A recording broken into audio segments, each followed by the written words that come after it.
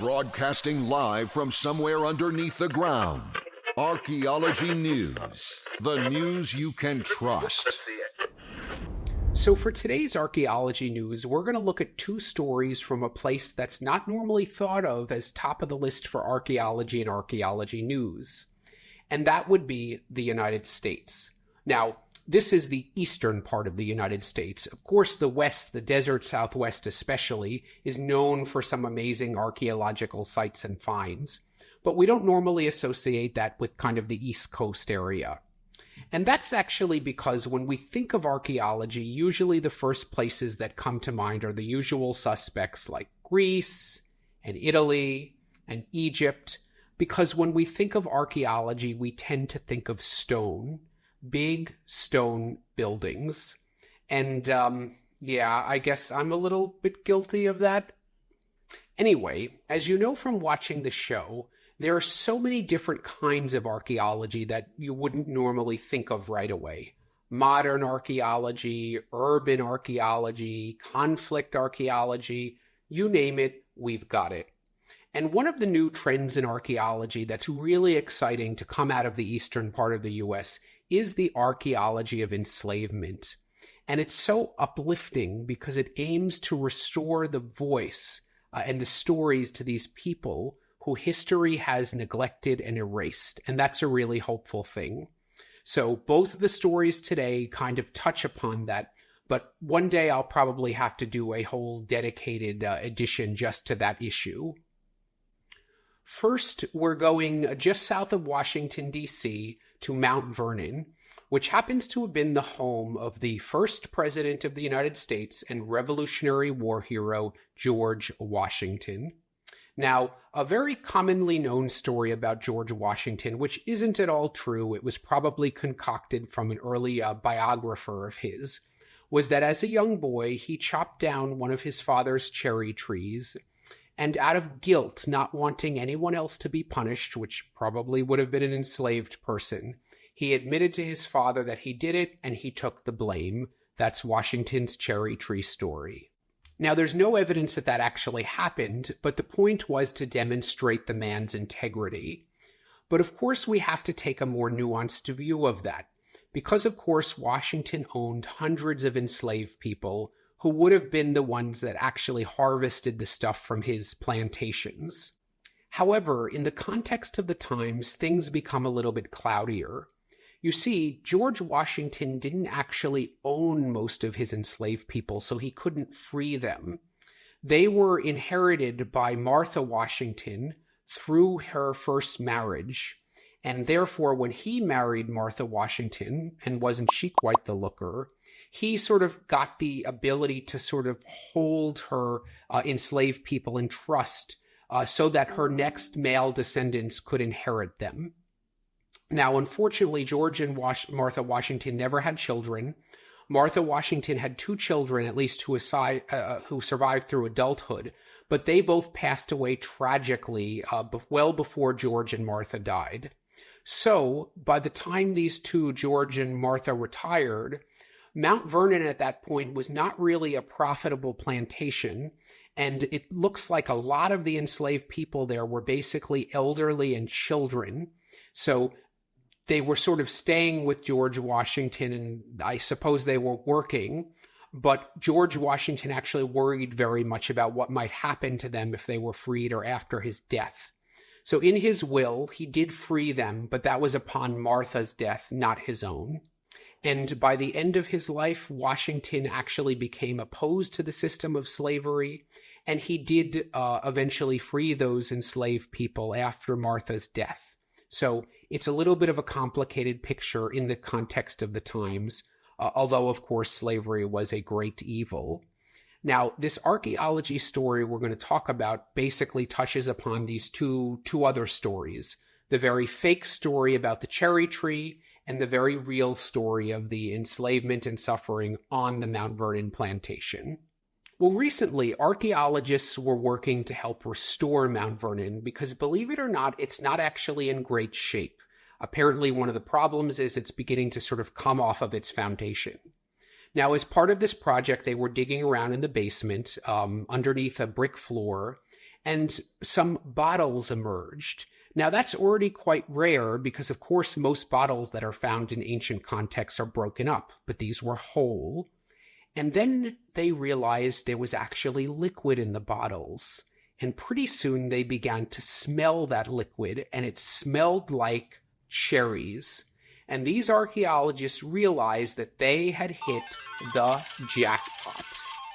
At first, the archaeology team thought they had uncovered 2 bottles of cherry bounce, which sounds like some kind of crack-laced drink, but was actually a popular alcoholic beverage in the American colonies at that time, made of cherries and brandy and other good stuff. However, it turned out that the liquid in the bottles was actually just groundwater that had seeped into the bottles as the corks rotted. What these actually were cherries that were stored dry, as was the custom in those days. There's plenty of writing that has been found that talks about how you should put cherries in a bottle and bury them dry to preserve them, I think for up to a year. So that's what we were dealing with here. But how did those bottles get there? Well, according to the records, that floor was laid sometime in the 1770s. And the bottles, which can usually be pretty precisely dated based on the technology and some of the aspects of their manufacturer, they seem to come from the 1740s or 50s. So probably sometime in the 1760s, an enslaved person buried those bottles there, intending fully to uncover those cherries for later consumption. However, they were forgotten when the new floor was laid, and that's where they were found very much intact, because of course they were bottled, corked, buried, and overlaid with brick. So that probably created perfect anaerobic conditions for preservation, which is how they came down to us today. So having occurred in the 1760s, probably, this burial of the cherries, well, that's too late for that cherry tree story to have any corroboration. But these carefully packed and buried bottles of cherries are testament to the efforts of the enslaved staff at Mount Vernon. Okay, so heading down next to my new American hometown, Charleston, South Carolina. Well, Charleston is chock full of old plantations, at least the ones that weren't destroyed by the Union during the Civil War. But trust me, there's a lot of them still around. And being a history nerd, I of course wanted to visit them, but honestly I was kind of dreading the narratives I was going to hear there. Things like the lost noble cause of the Confederacy, all of the happy slaves running around the plantation, etc. These sorts of narratives used to be very common in the media and popular culture. Just hold on and suck in. Mommy, here's for Scarlet's Vickles. After all, I not too long ago visited Annapolis, Maryland, and learned about archaeologist Mark Leone's famous digs there. And at the time, in the 1980s, I believed it was, those became very controversial because Mark was working to highlight the story of the enslaved people and involve the local community, who may have even been their descendants, in the archaeology. And that's not exactly the tale that the local historical society wanted to tell, at least back in those days. Anyway, I'm happy to report that I was dead wrong. I visited many museums and plantations in South Carolina and the broader Low Country region, and they told the pretty brutal, honest history about slavery, and especially the suffering of the enslaved people in the local rice and especially indigo industries, and the suffering they had on those plantations. They also talked about how South Carolina had some of the strictest slave codes before the Civil War. So you do get that history visiting them. For example, there's Magnolia Plantation, one of the most popular in the Charleston area. And there they take you on a tour of the slave cabins, which were also the site of some recent archaeological excavations that revealed some more about the life of the enslaved people who lived there. And believe it or not, the descendants of those enslaved people lived in those very cabins by choice until the 1990s, and many of those descendants still work on the plantation, of course, as paid staff. So Charleston recently did another good thing that contrasts favorably with a lot of places, even like my original hometown of New York City. So what would that be? Treatment of human remains. You see, back in the day, enslaved people, when they passed away, were buried in specific cemeteries, slave cemeteries. And obviously, historically, those were not treated with a lot of respect. So over time, they were neglected and people pretty much forgot about them.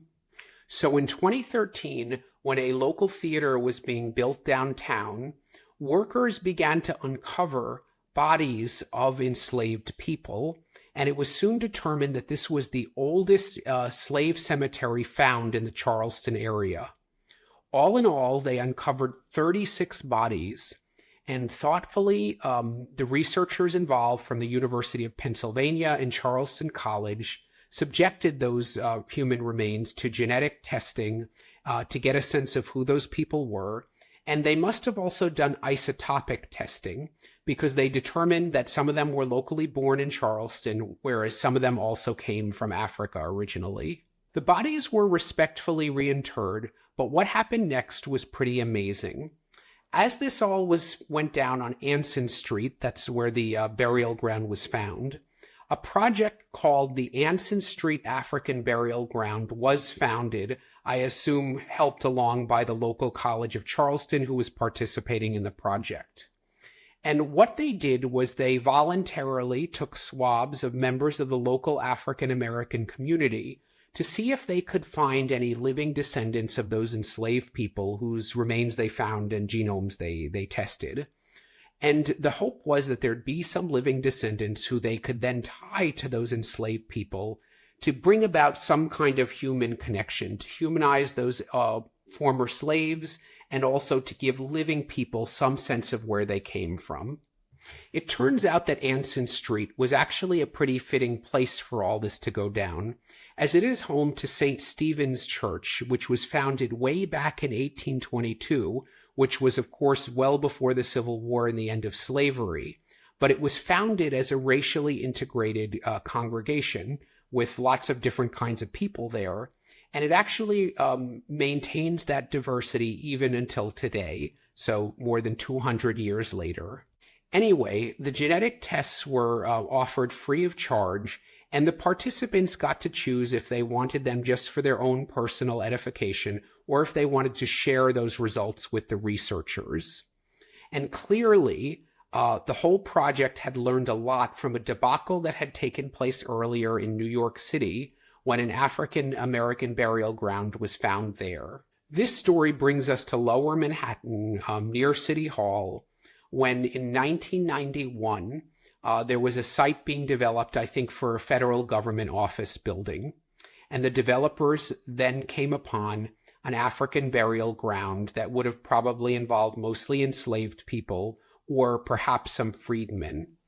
Now, the developers' attitude in that example, way back in 1991, was to be secret and to try to get the building done as quickly as possible.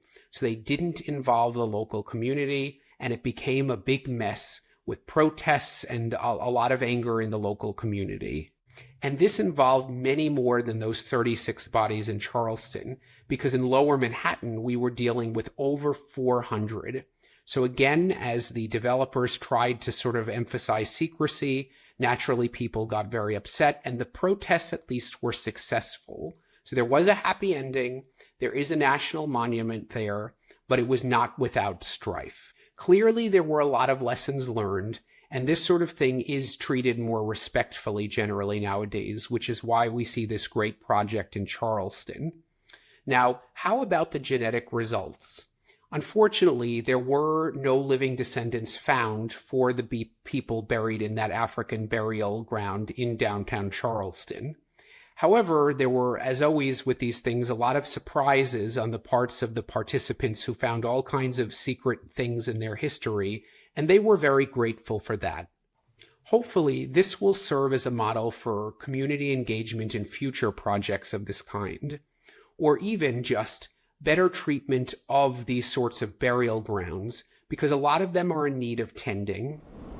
Hey, If you like what you heard, give me that thumbs up below, hit that bell to subscribe, or if you want to support more independent archaeology content, consider contributing to my Patreon, where you can enjoy some exclusive members-only benefits and other goodies. Until the next dig.